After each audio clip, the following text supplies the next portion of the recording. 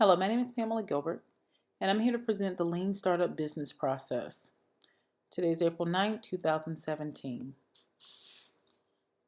I'm going to talk to you about the 5 principles of Lean Startup, and they include entrepreneurs who are everywhere.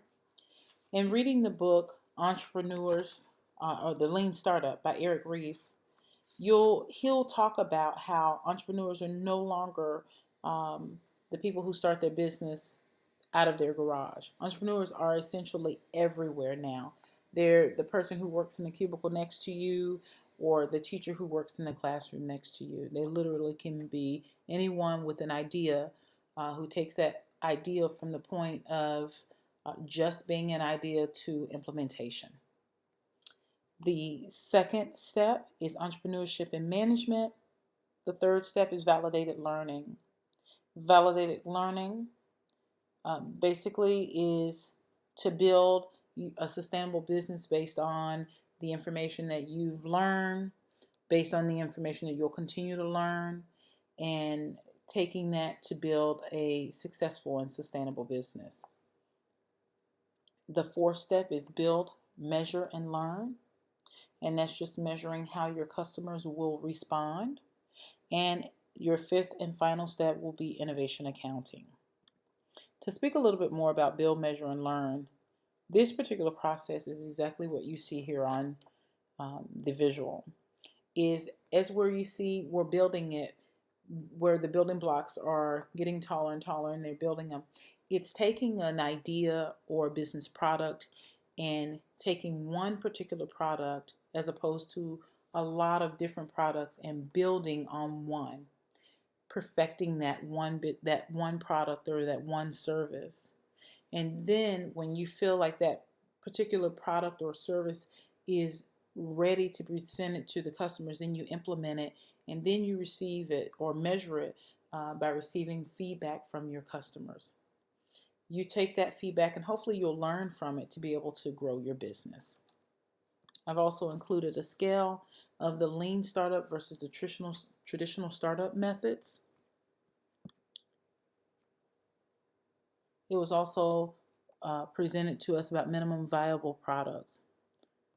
A minimum viable product is a development technique in which a new product or website is developed with sufficient features to satisfy early adopters. The final complete set of features is only designed and developed after considering feedback from the product's initial users. A few types of viable products that we're all familiar with are eBay, Apple, and Kickstarter.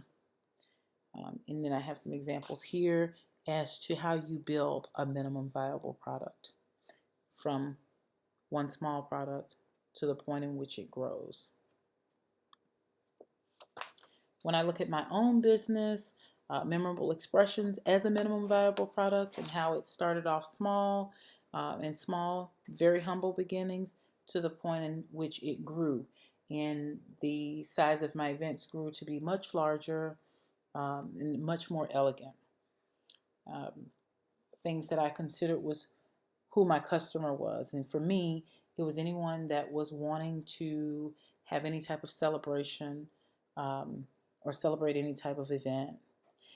The way in which I reached them, it was through word of mouth initially, and it later became through advertising and through social media. And how I made my money, it was by offering a service and planning and executing that service in a professional and customer-friendly way. I began keeping data to ensure that my events got better and better so that I could grow upon them, and that was my building, measuring, and learning. After learning the mistakes that I was making and correcting those mistakes, I began to test any new developments that I was receiving from customers so that I could not only continue to receive feedback, but to continue to grow my business. And now I still visually and physically design my own events using computers and draft boards and solicit feedback afterwards and make changes based on the feedback. This is how I continually improve and I continually grow my business. And these are my references.